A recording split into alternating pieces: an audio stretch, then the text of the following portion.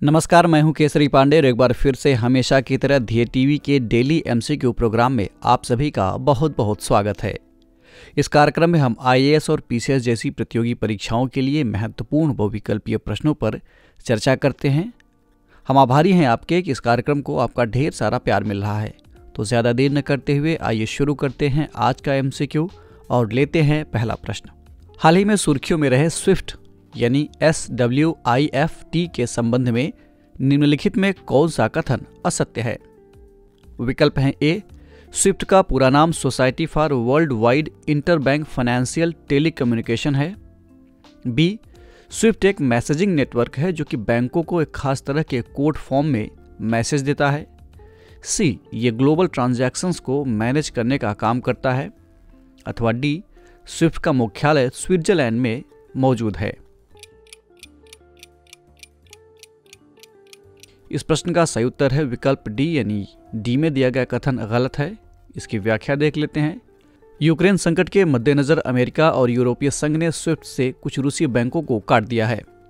इससे रूस की अर्थव्यवस्था पर नकारात्मक असर पड़ सकता है। स्विफ्ट यानी society for world wide interbank financial telecommunication एक मैसेजिंग नेटवर्क है जो कि बैंकों को एक खास तरह के कोड फॉर्म में मैसेज देता है।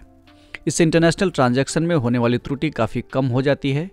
इस सिस्टम की शुरुआत साल 1977 में हुई थी। इस प्रणाली से 200 से भी ज़्यादा देश जुड़े हुए हैं।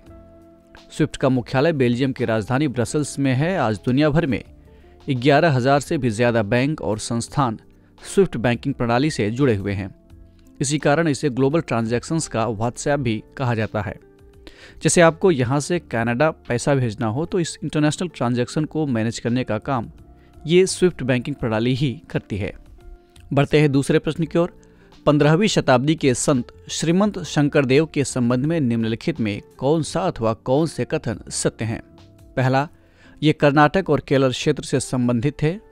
दूसरा, शंकरदेव ने एका शरणा नाम धर्मा नामक भक्ति के एक रूप का प्रचार किया था। विकल्प हैं ए, केवल एक, बी, केवल दो, सी, एक और दो दोनों, अथवा डी, इनमें से कोई नहीं। इस प्रश्न का सही उत्तर है विकल्प बी यानी केवल कथन दो सत्य है, कथन एक गलत है। कैसे गलत है इसके लिए हमें देखना होगा व्याख्या को। बीते 27 फरवरी को असम सरकार ने उन स्थानों पर नामघर यानी वैष्णव मठ स्थापित करने का फैसला लिया जहां 15वीं शताब्दी के संत और समाज सुधारक श्रीमंत शंकरदेव ने बत्रादो जो कि असम में है से कूच बिहार जो कि पश्चिम बंगाल में है की यात्रा के दौरान कम से कम एक रात बिताई थी। बता दें कि श्रीमंत शंकरदेव असमिया भाषा के बेहद ही प्रसिद्ध कवि, नाटककार, गायक, नर्तक, समाज संगठक और समाज सुधारक थे। शंकरदेव ने एका शरणा नाम धर्मा नामक भक्ति के एक रूप का प्रचार किया था और समानता तथा भाईचारे के आधार पर जातिगत मतभेदों, रूढ़िवादी एवं ब्राह्मणवादी रिवाजों और बलि प्रथाओं से मुक्त समाज को प्रोत्साहित किया। उनकी शिक्षाएं देव यानी भगवान, नाम यानी प्रार्थना, भक्त और गुरु इन चार घटकों पर आधारित थीं। बढ़ते हैं तीसरे प्रश्न की ओर। भारत का पहला ई कचरा इको पार्क कहाँ स्थापित होने वाला है? विकल्प हैं ए, दिल्ली, बी, इंदौर, सी, बेंगलुरु, अथवा डी, चंडीगढ़। इस प्रश्न का सही उत्तर है विकल्प ए यानी ये दिल्ली में स्थापित होगा। इसके बारे में थोड़ी और जानकारी ले लेते हैं व्याख्या के माध्यम से। कोई भी इलेक्ट्रॉनिक सामान जैसे कि mobile phone, TV, fridge, computer या इससे संबंधित अन्य उपकरण अथवा पुर्जे जब खराब हो जाते हैं या इस्तेमाल करने योग्य नहीं रह जाते हैं तो यही ई कचरा कहलाता है।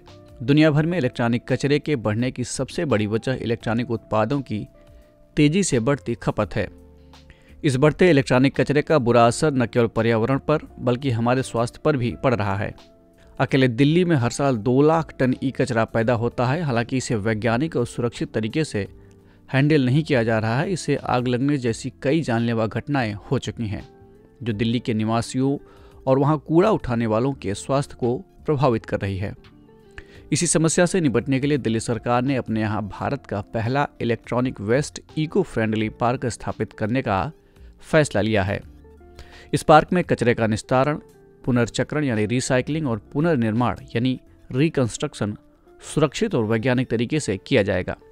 बढ़ते हैं चौथे प्रश्न की ओर। हाल ही में ईलान सुर्खियों में रहा है, ये क्या है? विकल्प हैं ए, चुनाव में धांधली का एक तरीका, बी, एलियन से प्राप्त संदेशों को समझने की एक नई तकनीक, सी, चीन में खोजा गया एक नया क्रेटर, अथवा डी, एक तरह का साइबर अपराध। इस प्रश्न का सही उत्तर है विकल्प सी, यानी ये चीन में खोजा गया एक नया क्रेटर है। इसकी व्याख्या देख लेते हैं। क्रेटर किसी खगोलीय वस्तु पर एक गोल या लगभग गोलाकार के गड्ढे को कहते हैं जो किसी विस्फोटक ढंग से बना हो। ये ज्वालामुखी के फटने से बन सकता है, अंतरिक्ष से गिरे उल्कापिंड के प्रहार से बन सकता है, या फिर जमीन के अंदर किसी अन्य विस्फोट के जरिए भी इसका निर्माण हो सकता है।